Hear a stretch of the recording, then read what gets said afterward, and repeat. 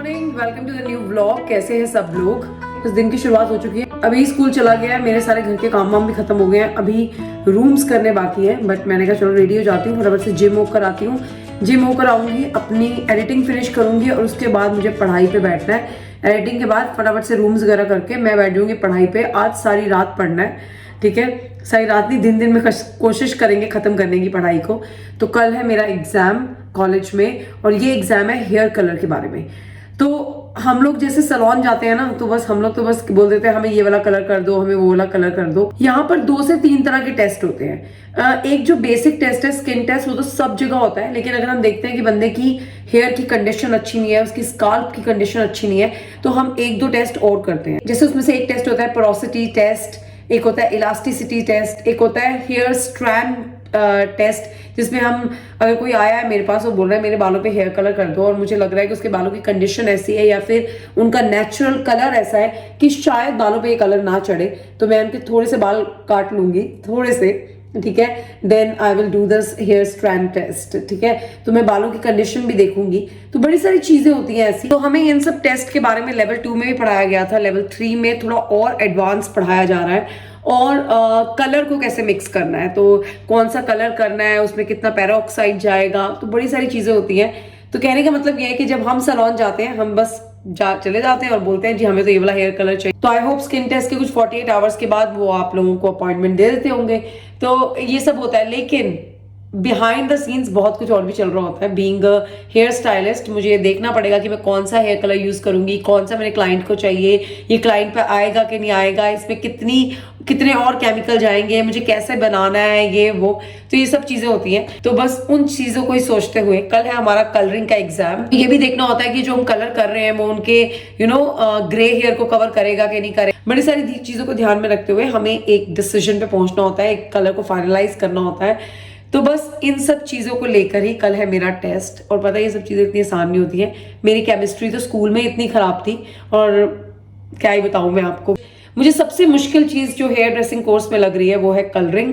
Like I am confident I can colour someone's hair. कैसे slicing highlights करनी है, कैसे हाइलाइट्स करनी है, कैसे हाइलाइट्स होते हुए रूट टचअप करना है ताकि उनकी हाइलाइट्स भी खराब ना हो, उनका रूट टचअप भी हो जाए।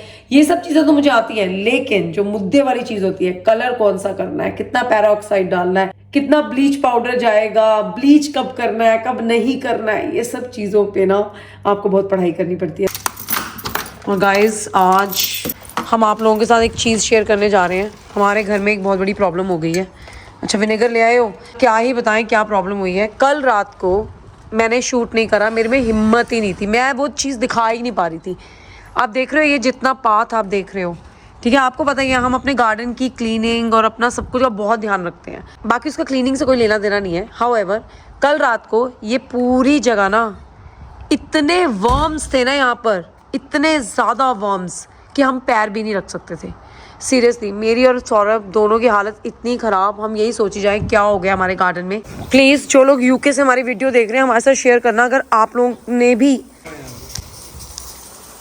ओ भाई, ये देखो आप, हम इनकी बात कर रहे थे, ये देख रहे हो आप।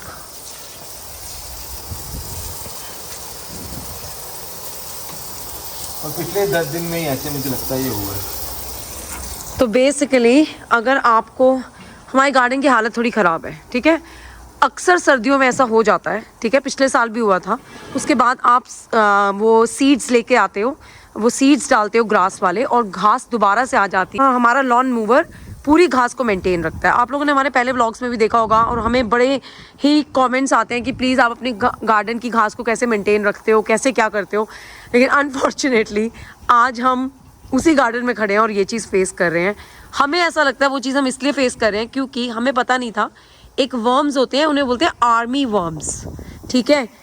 ये जो आपको नज़र आ रहा है ना, आपको छोटे छोटे होल्स नज़र आ रहे होंगे। आई डोंट नो मेरा कैमरा दिखा पा रहा है कि नहीं दिखा पा रहा। इन सब के अंदर ना वर्म्स है। मैं तो अंदर ही जा रही हूँ। तो मैंने कहा जिम जाने से पहले मैं आप लोगों के साथ शेयर कर लेती हूँ, क्योंकि कल रात से हमारी नींदें उड़ी हुई हैं। सीरियसली हमने इतना सर्च करा, तो इनको ना आर्मी वर्म्स बोलते हैं, जो मैंने आपको अभी दिखाए। तो मैंने तो अभी आपको एक पैच में दिखाया ना कल रात को। जितना आप हमारी ये टाइल्स देख रहे हो ना गार्डन की, इन सब के ऊपर वर्म्स थे, और ये वाले, और ऐसे थे, माय गॉड, हालत ख़राब यार, कि कैसे हो गया हमारे साथ। तो ये वर्म्स बहुत सारे गार्डन्स में आ जाते हैं।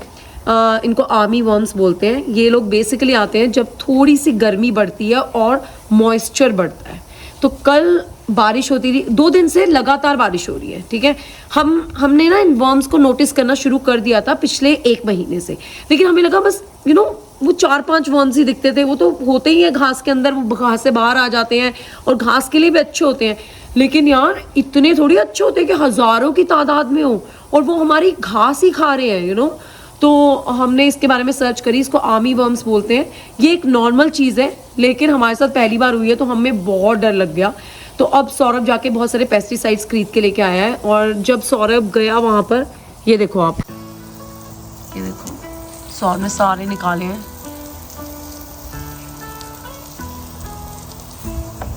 अभी तो पहले हम करेंगे गार्डन को साफ, ये देख रहे हो आप। तो पहले करेंगे हम गार्डन को साफ और फिर इस पे डालेंगे पेस्टिसाइड। बेचारा सौरभ वो मुझे करने ही नहीं दे रहा है, हालांकि मेरा बहुत मन है उसकी हेल्प करने का, but he is not letting me do anything. अब हमने ये ब्लू कलर के ग्रैन्यूल्स भी डाल दिए हैं, तो शायद इनसे भी कुछ असर होगा।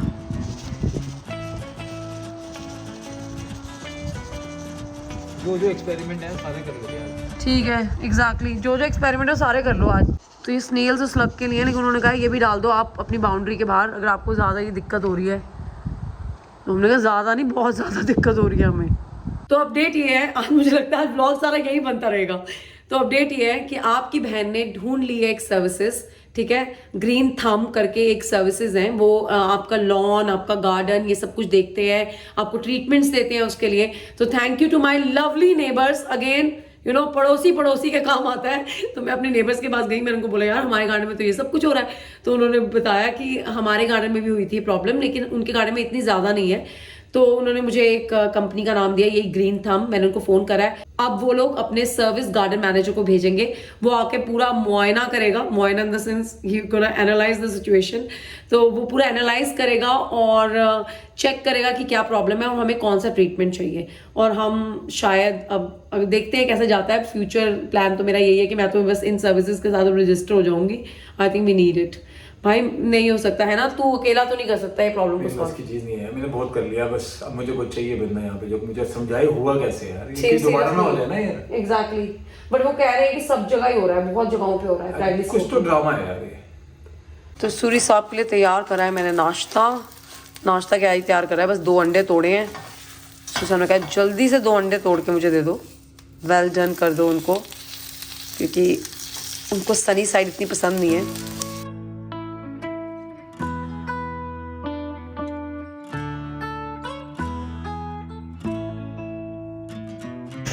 तो आप ये जो बंदा देख रहे हो, अगर मेरी ज़िंदगी में कोई प्रॉब्लम आती है ना, तो जब तक मैं उस प्रॉब्लम को जड़ से ना उखाड़ लूँ मुझे चैन नहीं आता। हाँ, तो बेसिकली हमारे घर के पीछे ना एक जगह है जो कि वुड्स के अंदर जाती है, ठीक है।